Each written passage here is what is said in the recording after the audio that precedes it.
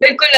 I think जहाँ हमारे जवान बॉर्डर पे लड़ रहे हैं हमारे लिए, तो ये हमारी भी बहुत रिस्पॉन्सिबिलिटी बन जाती है कि हम अपनी रिस्पॉन्सिबिलिटी को पूरा करें। में वहाँ का जो एक बच्चा बच्चा है वो अपने घर के बैकयार्ड में कैलकुलेटर्स प्रोड्यूस कर रहा है, घड़ियां बना रहा है, और इंडिया आज भी अचार पापड़ बढ़िया वहीं पे ही।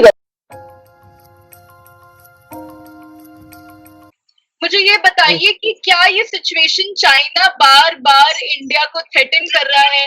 इतने सालों बाद हमारे सोल्जर शहीद हो जाते हैं, ये बेसिकली चाइना का मोटिव क्या है इसके पीछे? थोड़ी सी हमें इनसाइट व्यू दीजिए। देखिए, इसमें 3 से 4 जो है वो बेसिक पॉइंट्स हैं जो चाइना इस वक़्त अपना एजेंडा चला रहा है। सबसे पहले वुहान में जिस तरीके से इतने सारे कोरोना पॉज़िटिव आए और वुहान की वजह से चाइना ने अलर्ट देरी से जो है वो किया, जिस वजह से एयरपोर्ट्स भी इनके चलते रहे, उस वजह से बाकी देशों में भी जो है वो कोरोना वायरस फैला। तो कहीं न कहीं ये ज़रूर कहा जा रहा है कि डब्ल्यूएचओ भी इसके साथ मिला हुआ था, डब्ल्यूएचओ ने भी कुछ नहीं कहा, जिसके चलते यूएस से लेके यूरोप की कई सारी जो कंट्रीज़ हैं, यहाँ तक कि जापान, क्योंकि ये एक जो पैक्ट बना हुआ है इंडिया का, ऑस्ट्रेलिया का, यूएस का और जापान का। तो ये हम इस तरीके से जो है वो चाइना को घेरते हैं। चाहे वो मिलिट्री स्ट्रैटेजिक्स की बात की जाए या जो काम है हमारा निवेश है उसकी बात की जाए, जो प्रोडक्ट्स आ रहे हैं उसकी बात की जाए, क्योंकि कहीं न कहीं ये मोटिव ज़रूर देखता है चाइना कि इंडिया एक बड़ा कंपेटिटर है। अगर एशिया की बात की जाए, चाहे आर्मी की बात हो या फिर एमएसएमईज़ की बात हो या इंडस्ट्री की बात हो, तो उनको ये भी पता है। और दूसरी बात, चाइना ये एजेंडा इसलिए भी चला रहा है कि कहीं न कहीं उनके जो अंदर जो लोग उनके साथ जुड़े हुए थे पहले, जो उनके कम्युनिस्ट रिजीम के साथ जुड़े हुए थे, वो कहीं न कहीं विद्रोह करना शुरू कर गए हैं। इस वजह से भी एक तरीके से चाइना जो है भटकाना चाहता है। छोटे से एग्ज़ाम्पल देता हूँ, जर्नलिस्ट हूँ, अगर मीडिया की अगर बात की जाए तो कहीं न कहीं सरकारें भी ये देखती हैं कि अगर यहाँ पर इस तरीके की किसी तरीके की अशांति फैल रही है, तो हम हमेशा इंडिया-पाकिस्तान लगा देते हैं कि पाकिस्तान में देखिए क्या हुआ, इंडिया में देखिए क्या हुआ, कंपैरिज़न शुरू हो जाता है। तो उस तरीके से इस वक़्त वही स्ट्रैटेजी जो है वो चाइना अपना रहा है और चाइना ये है और उन्होंने अपना पॉइंट ऑफ व्यू बताया और एक बहुत ही इम्पोर्टेंट इनसाइट दी। बहुत-बहुत शुक्रिया हमारे साथ जुड़ने का sir. Thank you. Thank you. हमारे साथ अम्बाला से जुड़े हुए हैं डॉक्टर सुरेश। हमें क्या करना चाहिए की बजाय क्या करना है, इस पर ज्यादा फोकस होने की जरूरत है, क्योंकि ये मामला बहुत लंबे टाइम से चला है कि हमें चाइना का सोशली ग्राउंड पे बॉयकॉट कर देना चाहिए। उसके कई एक पॉइंट ऑफ व्यू हैं, केवल एक ही ग्राउंड नहीं है कि उसके हमारे पास में सोशली लेवल के ऊपर बॉयकॉट की जरूरत है, उसकी मार्केटिंग लेवल के ऊपर बॉयकॉट की जरूरत है, पॉलिटिकल लेवल पर बॉयकॉट की जरूरत है। तो डिफरेंट एंगल से हमें इस एस्पेक्ट को देखना होगा, क्योंकि जब डोकलाम का इशू आया था तो पूरे देश के अंदर में एक लहर आई थी कि हमें इसके पूरे गुड्स का बायकॉट कर देना चाहिए, चाहे वो चाइनीज मेकिंग गुड्स है या कुछ भी उसके ऊपर में है। लेकिन वो कर देना चाहिए से लेकर के आज तक स्थिति वहीं की वहीं है। जब हम इश्यूज को उठाते हैं तो हमारे यहाँ रैम्पेंटली बहुत ही शॉर्ट टेम्पर्ड जब एक टाइम स्पेन होता है तो लोगों में एक जोश होता है, बट वो मोमेंटम जो हम क्रिएट करते हैं उसको स्थायी तौर पर लिंगर ऑन नहीं कर पाते हैं। और पब्लिक अवेयरनेस है जो कुछ एक पॉइंट पे जाकर के कुछ एक डिस्टेंस तक जाकर के और वो सिचुएशन यूज टू हो जाती है और फिर बिजनेस का जो मामला है हमारा उसके साथ में ट्रेड का वो चलता रहता है। तो मुद्दा ये है कि हमें किसको ये करना होगा, सोचने का बिंदु जो मुख्य बिंदु है, ये केंद्र बिंदु है कि कौन इस मामले की पहल करे। तो क्यों ना इंडिविजुअली हम अपने आप से पहल स्टार्ट करें और एक के बाद में एक चैन आए और अपने पास से एक चैन जो ह्यूमन चैन बन जाए और हम पूरा का पूरा चाइना को जवाब दे पाए। जो आज का लेटेस्ट सिनारियो है, जो मैं अभी डिस्कशन सुन रहा था अपने दोस्त का भी और सारा दिन जो न्यूज के ऊपर में जो आप सभी हम देख रहे हैं, तो एक बहुत ही गंभीर इशू है। अगर बैकबोन को तोड़ना है तो केवल लिटरली ये केवल एक डिफेंस का ही काम नहीं है कि जवाब दे, हमारी सेनाएं जवाब दे उनको, तो why not we all the people. अगर चाइना को किसी फ्रंट पे जवाब देना है तो हर नागरिक को जवाब देना है, जो पार्ट पर वो एक पार्ट पे एक रोल प्ले कर सकता है उसी ग्राउंड पे हमें ये सारा कुछ करना होगा, तो ही हम चाइना को सबक सिखा सकते हैं। बता दूं कि सर को ग्रीन मैन के नाम से जाना जाता है। उन्होंने 1 लाख से ज्यादा पेड़ लगाए हैं। वो समाज के लिए बहुत सी अच्छी बातें कर रहे हैं, बहुत सी जागरूकता फैला रहे हैं, एनवायरनमेंट के लिए काम करते हैं। बहुत बहुत शुक्रिया सर आपका जुड़ना हमारे साथ और अपना पॉइंट ऑफ व्यू शेयर करने का। Thank you. बात बोली जा रहा है कि बैकबोन अगर हमने तोड़नी है तो हमें कहीं ना कहीं एक सिटीजन, हर सिटीजन को अपना काम करना पड़ेगा, अपने तरफ से एफर्ट्स डालने पड़ेंगे।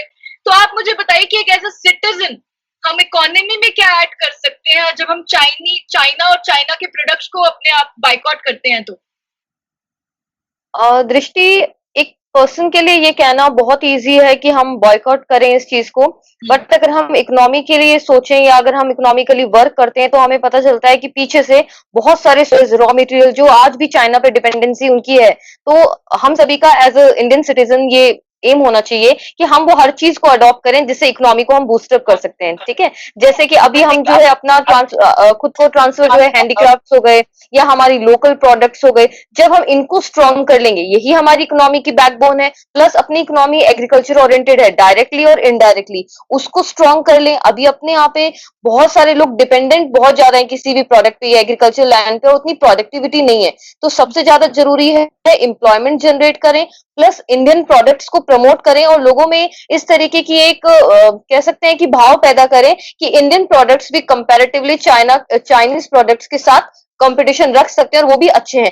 अभी लोगों का एक माइंडसेट है कि इंडियन कंपनीज को हम यूज नहीं करते हैं। हमने एक बना रखा है, अगर हमें फ्रिज खरीदना है तो एलजी या सैमसंग, मोबाइल खरीदना है तो हमें सैमसंग लेना है। बट लोगों को ये चीज अपने आप में डेवलप करनी पड़ेगी कि जो टेक्नोलॉजी है वो इंडिया भी यूज कर रहा है, और अगर हम उसको प्रमोट नहीं करेंगे, इंटेक्स इंडियन कंपनी है फोन की, बट हम में से कितने लोग उसको परचेज करने जाते हैं? हम इतना उसकी तरफ नहीं जानते भी नहीं है और ध्यान भी नहीं देते हैं। तो ये जो एक चीज है कि लोगों को पहले ये बताना, प्लस इंडियन प्रोडक्ट्स के बारे में एक कह सकते हैं एक मूवमेंट स्टार्ट करना कि लोग उसको पहचाने, प्लस उसको यूज करना शुरू करें। एक बार हम किसी चीज के यूज टू हो जाते हैं, उसके बाद उसको बाइकआउट करना हमारे लिए फिर भी इजी हो जाता है। हम हिंदुस्तानियों के इमोशंस होते हैं ना, वो अगर इंटैक्ट रहे हमेशा फॉर ऑलवेज, जो कि सर ने भी बोला कि वो बड़ा शॉर्ट टेम्पर्ड और बड़े शॉर्ट स्पैन के लिए होता है। जब तक हम फोटो देखते हैं या उनको वॉच करते हैं न्यूज पे, तब तक हम बड़े इमोशनल हो जाते हैं और हम देशभक्त बनते हैं 15 अगस्त को, 26 जनवरी को। ये मैं भी उन्हीं में से हूँगा, मतलब to be on a very very open side. But एक बात बहुत क्लियर है कि आज दृष्टि, आप, पंकज और बड़े सारे यंग जनरेशन जो आज ये डिस्कशन में बैठी हुई है, हिंदुस्तान में ये जनरेशन कभी भी इस तरह की बातें आज से 20 साल पहले, 15 साल पहले नहीं करती थी। This is a wonderful point and time for India and for Indian economy and for Indian thoughts. India 1962 वाला इंडिया नहीं है, बिल्कुल भी नहीं है, कतई भी नहीं है। बट वार मत कर यार। वार मतलब एक तो WAR, वार मत कर यार। एक वार मतलब आप अटैक मत करो यार। बिल्कुल सर। हमला किसी भी चीज का सॉल्यूशन नहीं हो सकता। आज सेना इंडिया की भी ज्यादा है और इंडिया की सेना उनसे स्ट्रांग भी बहुत है, बट सैनिक उनके भी मरते हैं तो उनकी भी फैमिलीज को दुख होगा, हमारे भी मरेंगे तो हम लोगों को भी दुख होगा, हमारी फैमिली। आज युद्ध से ज्यादा व्यापार, युद्ध से ज्यादा एम्प्लॉयमेंट, उसकी जरूरत है और वो जरूरत चाइना को हमारी है, हमें चाइना की। जैसे बात करते हैं ना कि क्या हम क्या क्या प्रोडक्ट्स को रोक सकते हैं और क्या क्या चीजें हम ना यूज करें। मैं डॉक्टर हूं, मेरी वाइफ भी डॉक्टर हैं और आजकल मैं जैसे क्लिनिक पे वाइफ की हेल्प करने के लिए जाता हूं, तो हम जो इंफ्रारेड थर्मोमीटर्स यूज कर रहे हैं वो चाइना के हैं। हम बड़े सारे सैनिटाइजर्स हैं वो चाइना के हैं। मेरी वाइफ सर्जिकल मास्क पहनती हैं, हेड कवर्स पहनती हैं, गाउन पहनती हैं, वो भी चाइना से हैं। हम क्या क्या चीज चाइना की हटाएंगे, उससे पहले जरूरी ये होगा कि हमें हिंदुस्तान को स्किल्ड लेबर की बहुत जरूरत है। तो हम लोगों को मेक इन इंडिया से पहले मेक इन स्किल्ड लेबर के ऊपर काम करना पड़ेगा। बहिष्कार कर दो, उसके सामान खरीदना बंद करो। हर नागरिक अगर सोचे 2 पैसे कमाने के लिए और लालच की वजह से सस्ता के चक्कर में माल खरीद लेते हैं, सस्ता के चक्कर में वो माल उनका बिकता रहता है और वो चलता 4 दिन है। लोकल वोकल वाला फार्मूला मोदी ने बताया तो है, अपना लोकल खुद बनाना सीखो, खुद करना सीखो।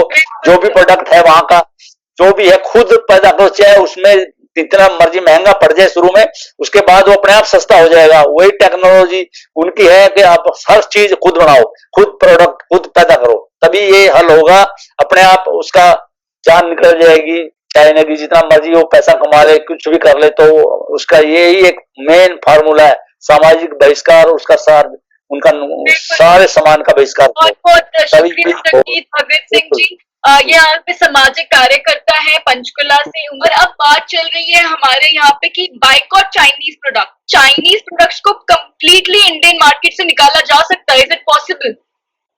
आई थिंक दृष्टि इतना इजी नहीं है किसी कंट्री के लिए, स्पेशली कोई छोटी बात नहीं है पूरे देश के लिए चाइना को बाइकआउट करना।